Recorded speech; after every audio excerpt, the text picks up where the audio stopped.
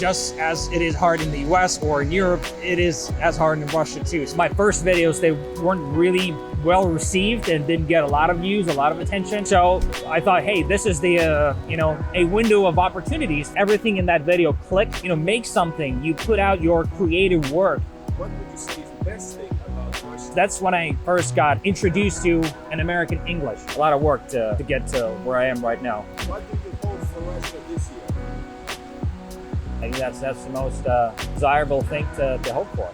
What's up, everybody? Welcome to sunny Moscow. And today I met, you've seen him, you've heard about him. He's making great content on YouTube, real reporter. But I want to know about him a bit more. So thanks a lot for doing this. Yeah, no worries. Thanks for having me. So Konstantin, when did all this happen? When did you know that you want to become a YouTuber? When did you know, or how did it happen that that YouTube became your full-time job? Well, it didn't happen overnight.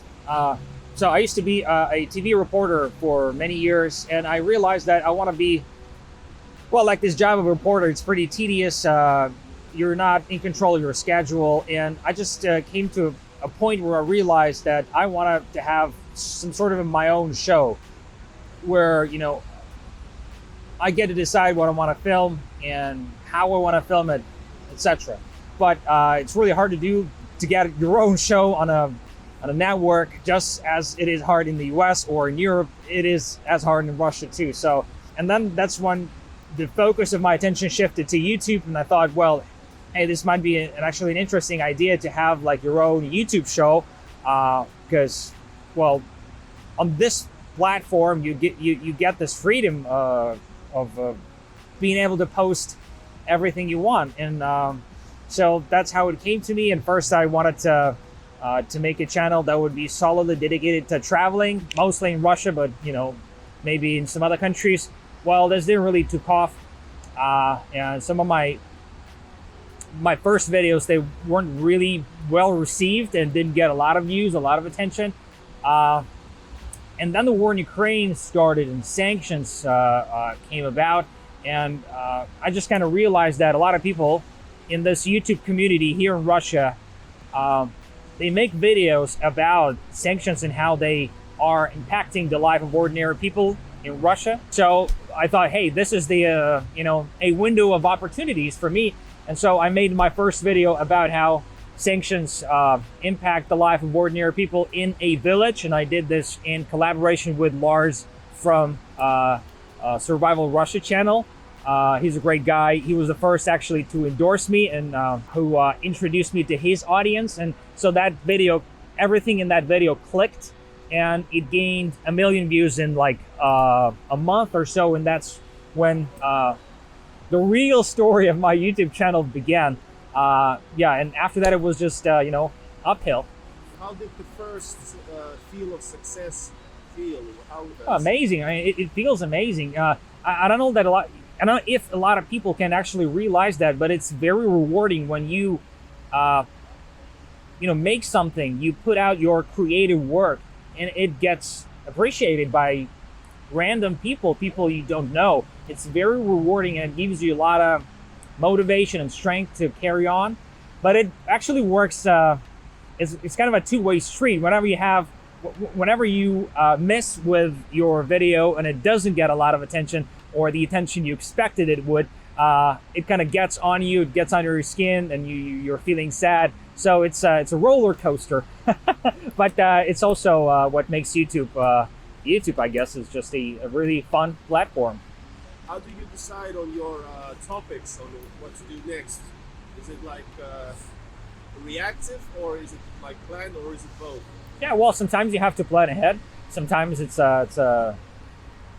like we had this exhibition with captured Western armor in Moscow, and a lot of people figured that this might be an interesting topic for a video. So I went there and I did this video, and it really went viral. It took off. It gained almost 2.5 million views in just a few days. So that was really cool.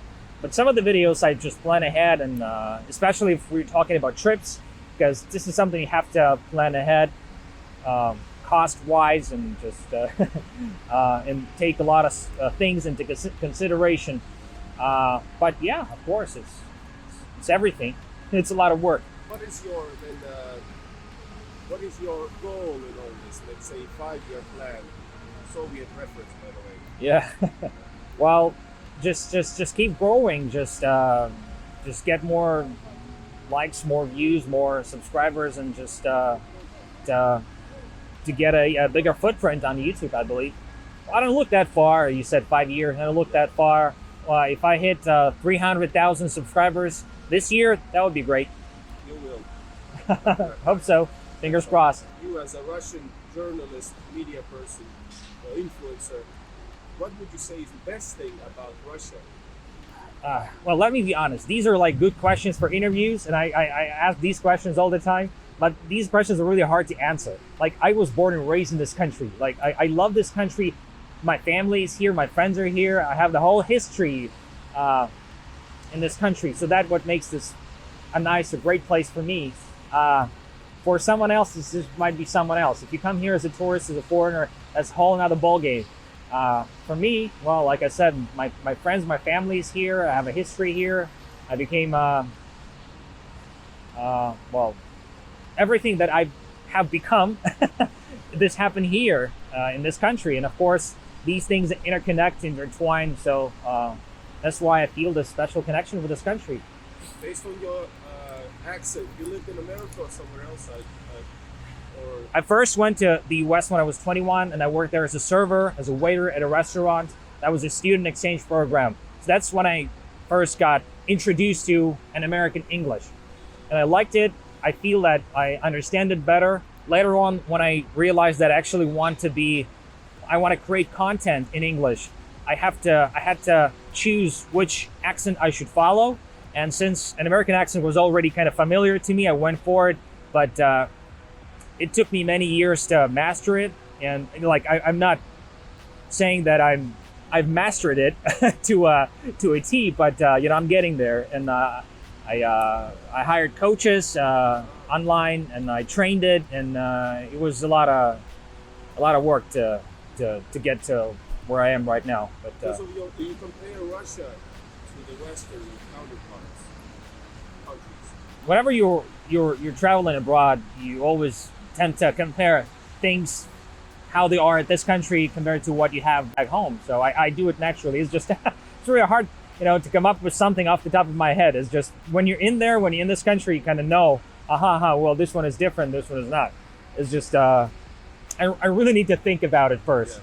Do you get recognized in Russia from your videos, or is it mainly, or is the audience like mostly international? No, very rarely. No. Well, I got a couple of people who walked up to me at the display of the Western armor, and some of them actually watched. One of the guys, he watched my video with the cocky lawyer Andre, who's a soldier who's at the front right now. So, yeah, but no, I don't. It doesn't feel like I'm a celebrity. No. What do you hope for Russia this year? Well, I just hope for peace. That's it. I think that's the most desirable thing to hope for. Real reporter, thanks a lot. I'm really truly admire your videos, journalistic approach, but also I like entertainment, so I like all the aspects of it. Really nice to meet you in your current hometown, Moscow. Sunny as always, and thanks for talking to us. Yeah, subscribe to Real Reporter, of course. You probably have. And if you're not subscribed to my channel, subscribe also to Igor Russia and West to East Quest channel. See you guys hopefully in much sunnier and warmer weather. Bye, y'all. All right, bye. Самое главное, работал ли все это время микрофон? Oh, it's not recording. It's recording. All right.